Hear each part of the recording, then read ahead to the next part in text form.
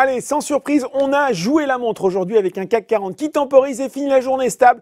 Oh, allez, moins 0,01% vers les 6055 points. Les investisseurs attendent comme un oracle la décision de politique monétaire de la Fed et surtout, sa vision sur le scénario de reprise économique et l'évolution de l'inflation. Du coup, les taux longs montent et le rendement de l'emprunt américain à 10 ans est proche des 1,66%, un pic sur les 13 derniers mois.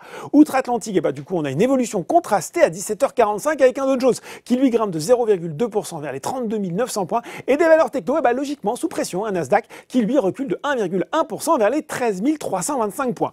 Allez, sur le marché français, c'est le secteur auto qui était à l'honneur aujourd'hui grâce notamment aux prévisions optimistes de l'allemand BMW. Du coup, Forcia, Renault, Valeo et Michelin roulaient donc en tête des hausses, que ce soit sur le SBF 120 ou sur le CAC 40. L'équipementier auto Faurecia qui a par ailleurs annoncé la mise en œuvre d'un programme de rachat d'actions portant jusqu'à 2% de son capital et le lancement d'une obligation verte senior d'un montant de 400 millions d'euros.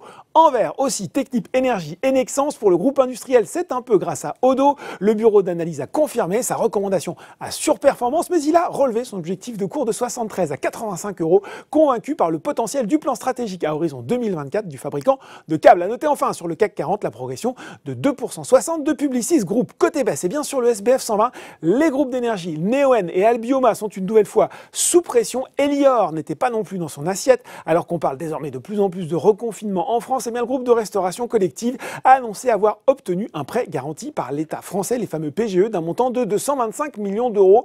On finit par Orpea qui a présenté des perspectives 2021 jugées décevantes par le marché, notamment une croissance de l'activité d'au moins 6% cette année, là où le consensus attendait un chiffre plus proche de 8%. Et puis on pourrait terminer par les valeurs de la tech qui étaient également à la peine sur le CAC 40 avec notamment Worldline et Capgemini. Voilà, c'est tout pour ce soir. N'oubliez pas tout le reste de l'actu éco et finance est sur Boursorama.